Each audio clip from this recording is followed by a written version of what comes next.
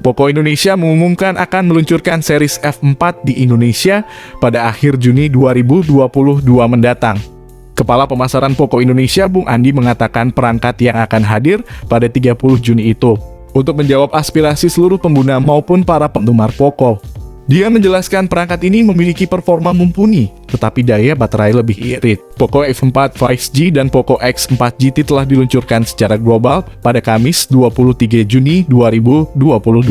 Adapun Poco F4 5G baru akan dirilis di pasar Indonesia pada Kamis 30 Juni 2022.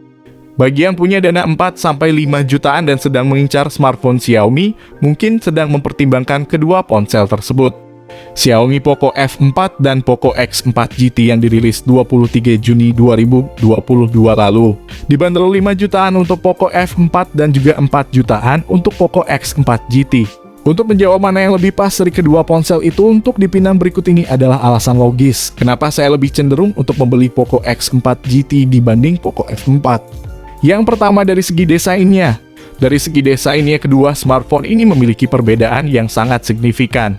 Poco F4 berbeda dengan Poco F3, begitu pula Poco X4 GT yang berbeda dengan Poco X3 GT.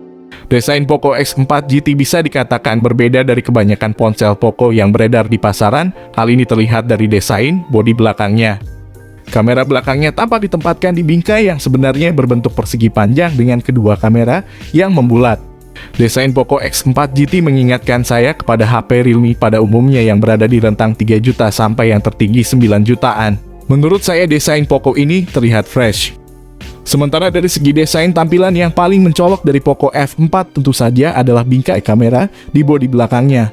Bingkai kamera itu berbentuk persegi dan membulat layaknya HP Vivo. Bingkai itu seperti terdiri dari 3 bagian. Di bagian bawah ada tempat menampung lubang flash. Kemudian di bagian kiri atasnya terdapat bulatan di kamera utama yang dikeliling oleh bagian berwarna hitam. Untuk tampilan bodi belakangnya di Poco F4 ini tak terdapat aksen atau efek yang terlalu mencolok. Di pojok kiri bawah kita bisa melihat ada tulisan 64 megapiksel OIS berukuran kecil yang orientasinya landscape. Jadi untuk desainnya ini kami lebih cenderung suka dengan desain Poco X4 GT yang simple, tidak terlalu menonjol. Walaupun untuk segi desain tergantung subjektif masing-masing. Tapi sorry to say, desain Poco F4 lebih ke perempuan karena mengingatkan saya kepada HP Vivo. Dibanding Poco X4 GT yang desainnya gahar banget dan juga simple, tidak terlalu mirip seperti HP Vivo yang stylish. Yang kedua dari segi layarnya. Kedua ponsel ini memiliki layar yang terkesan lapang itu berkat kamera depannya telah ditempatkan di punch hole atau lubang kecil saja di bagian tengah atas. Untuk spesifikasinya, kedua ponsel ini hanya berbeda dari jenis panel dan proteksinya saja. Poco F4 menggunakan layar AMOLED 120 Hz. Sedangkan Poco X4 GT masih menggunakan layar LTPS LCD 144 Hz. Baik LTPS LCD maupun AMOLED punya kelebihan masing-masing. Layar AMOLED bisa menampilkan gambar dengan saturasi warna lebih tinggi, lebih irit daya hingga mampu menyajikan sudut pandang yang lebih baik. Sedangkan panel layar LTPS LCD memiliki kelebihan punya tingkat kecerahan yang tinggi, sehingga bisa terlihat jelas meski di luar ruangan dan di bawah cahaya matahari. Lalu harganya yang relatif lebih murah ketimbang AMOLED.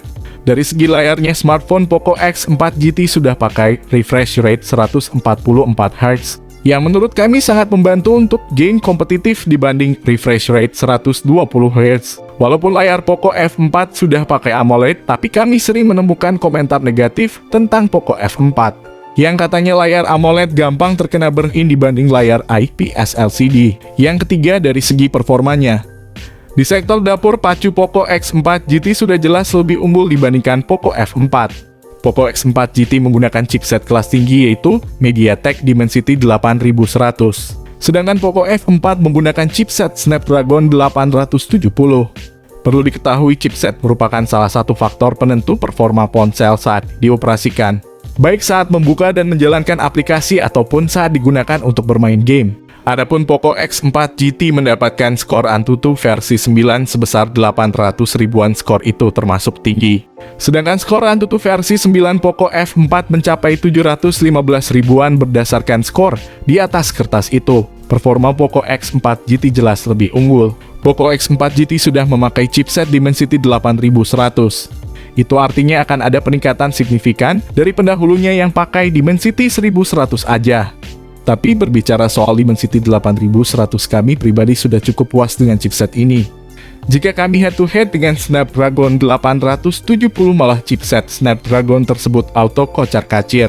Which is literally chipset Dimensity 8100 mampu mengalahkan Dimensity 1100 dan Snapdragon 870 yang dipakai di smartphone Poco X4 GT dan Poco F4 di Indonesia.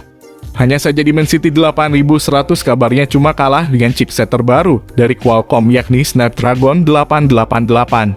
Jika masuk pasar Indonesia dengan chipset Dimensity 8100, kami bisa menjamin HP ini bakal laku keras di pasaran Indonesia, apalagi di harganya cuma 3 jutaan. Yang keempat, dari segi baterainya. Untuk urusan daya penunjang kinerja, dua ponsel ini sudah memiliki fast charging yang cepat. Poco F4 dibekali 67 Watt, lalu Poco X4 GT juga memiliki 67 Watt.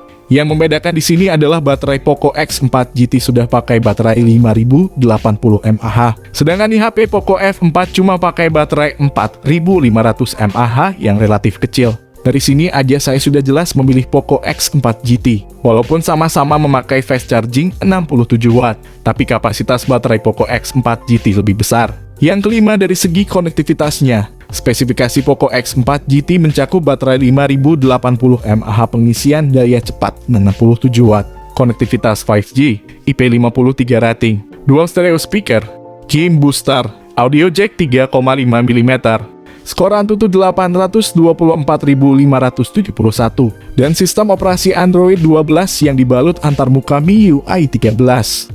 Sementara spesifikasi Poco F4 mencakup baterai 4520 mAh, pengisian daya cepat 67 Watt, konektivitas NFC, sertifikasi IP53, dual speaker stereo, game booster, skor Antutu 715.000, dan sistem operasi Android 12 yang dibalut antarmuka MIUI 13.